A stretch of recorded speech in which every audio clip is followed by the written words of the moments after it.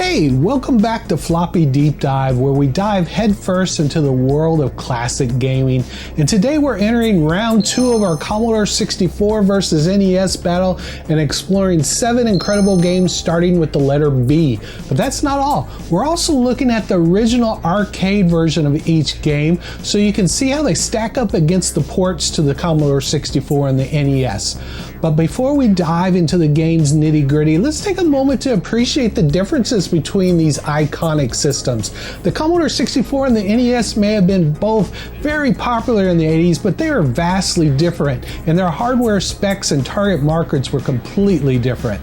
The Commodore 64 was a home computer that could do many tasks and play games with an MOS technology, 64K RAM and SID chip, and his VIC-2 graphic chip could display up to 16 colors on the screen simultaneously out of a palette of 16 colors. And meanwhile, the NES was a dedicated gaming console with the Rico 2A03 8-bit processor with a 2 kilobytes of RAM capable of displaying up to 25 colors on the screen out of a total of 48 possible colors and 6 grays, and had up to 64 sprites on the screen and 5 sound channels. Can the Commodore 64 stand its ground against the NES? You tell me in the comments. So pull up a chair, grab a joystick, and let's get started.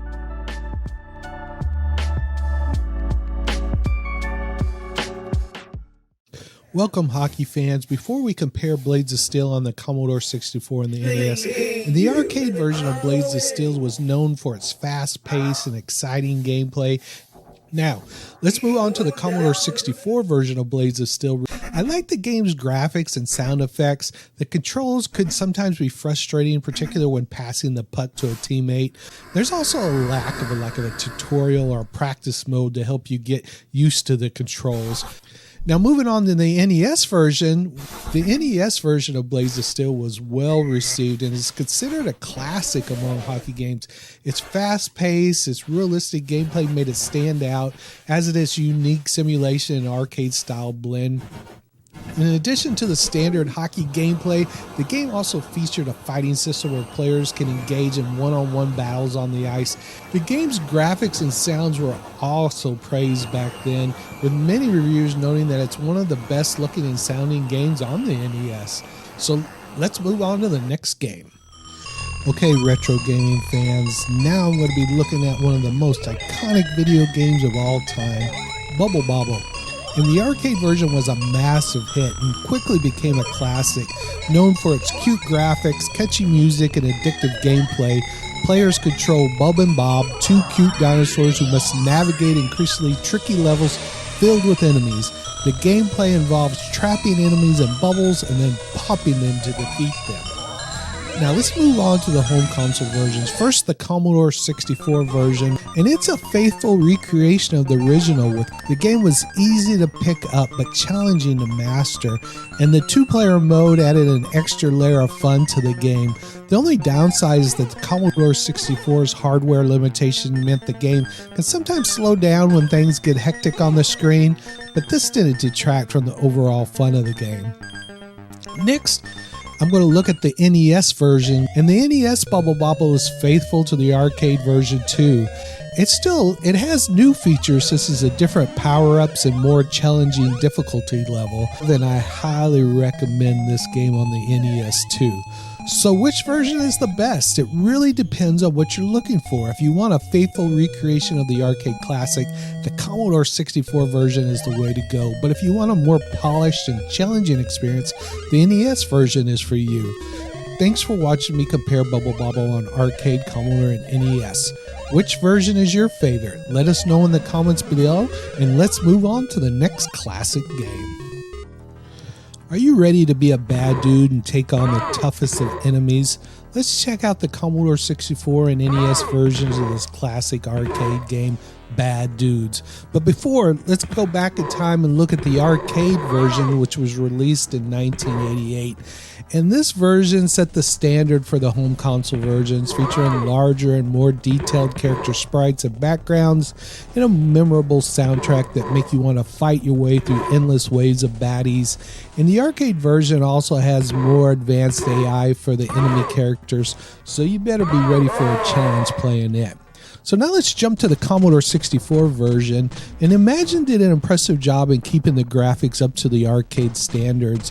Even if the characters are smaller, the graphics are well detailed and colorful with smooth animations that make it end-of-level bosses look amazing. And the sound is also top-notch with catchy tune and sound effects that add to the overall experience. The gameplay is addictive with enemy attacks that vary enough to keep you on your toes, and it's definitely an awe-inspiring game. And lastly, let's look at the NES version of Bad Dudes. This game is just plain fun to play with impressive graphics that show off lots of details, smooth animation. The sound's excellent with a catchy tune that match the fast and furious action of the screen, and the gameplay is varied with power-ups to collect and different enemy types to fight against. The controls are easy to learn and responsive. It makes it easy to pull off the martial art moves. It's clear the NES version is well-polished adaptation of the arcade classic. So which version's better? Well, it's all up to personal preference. Of course, the arcade version's the most advanced and polished of the three, but the Commodore 64 and NES versions have their unique strength. The Commodore 64 version has detailed graphics and a catchy soundtrack, while the NES version has smoother animation and varied gameplay. What version do you choose?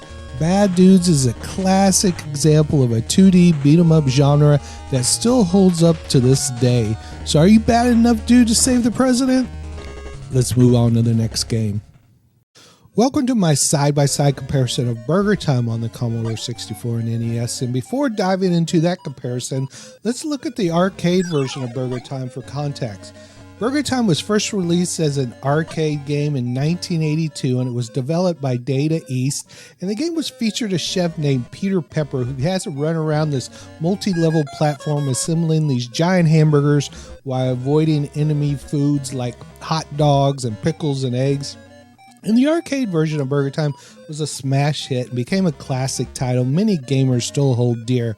Now let's look at the Commodore 64 and NES version of the game. Starting with the Commodore 64 version, both Zap and Commodore User magazines gave it high marks.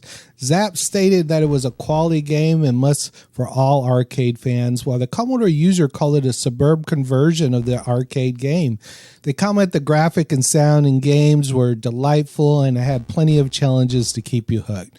And the pictures are colorful and detailed with plenty of character and charm, and the levels are significant and offer plenty of variety with different enemy placement and hazards to keep players on the toes.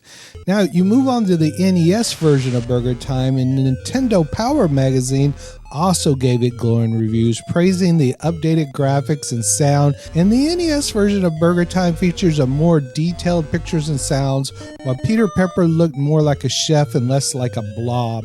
And the gameplay is fast-paced and challenging, with players planning their moves carefully to avoid the enemy foods and reaching the top of the levels to complete their burgers.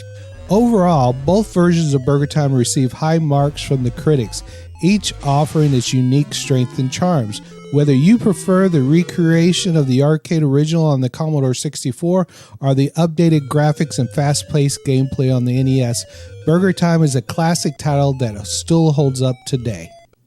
Bump and Jump's a classic arcade racing game that was released in 1982 and was a hit among gamers. And the game features unique gameplay mechanics that set it apart from other racing games of its time. And I loved how you could bump into the other cars and make them crash, and I also liked how you had to jump at the last moment to cross the destroyed bridge. And now let's look at Burning Rubber Clone on the Commodore 64. And the Burning Rubber Clone featured great graphics and sounds similar to the arcade version of Bump and Jump. However, the game suffers from some slowdown when too many cars are on the screen at once. But despite this, it's still a solid port of the arcade game. Now, the NES version, and it features improved graphics and sound over the Burning Rubber Clone. And overall, the NES version of Bump and Jump is a great choice for fans of the arcade game who wanted a more polished and updated experience. And both versions are a great gameplay experience to please retro gaming enthusiasts. And that's my comparison of Burning Rubber and Bump and Jump on the NES. So on to the next one. So next we're going to be looking at Bad Street Brawler or Bop and Rumble, depending on which system that you played on. But we're going to do a side-by-side comparison on this one too. So what's the deal with Bad Street Brawler? Well, it was released in North America as Bop and Rumble, while in Europe it was called Street Hassle. And it's an action-packed side-scrolling game where you play as Duke Davis, a street brawler on a mission to save his girlfriend Angel. And you'll fight through several levels, taking down thugs and other enemies using your fists and feet. And the Commodore 64 version had a completely different look and feel.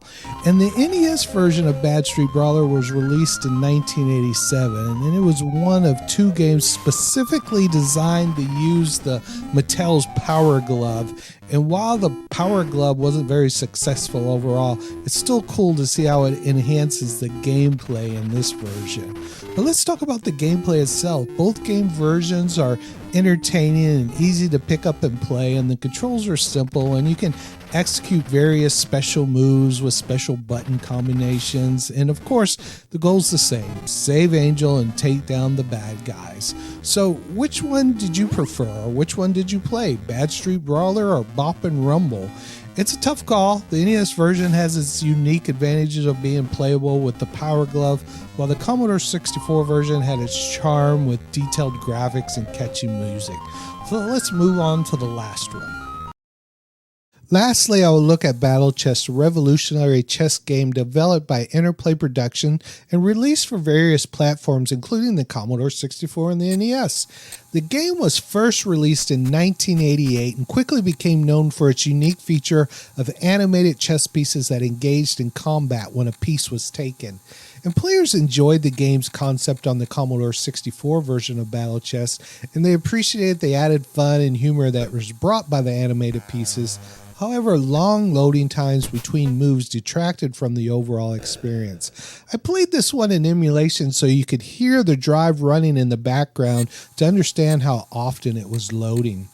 Meanwhile, on the NES version of Battle Chess, players appreciated the fully functioning and moving characters resembling the chessboard pieces.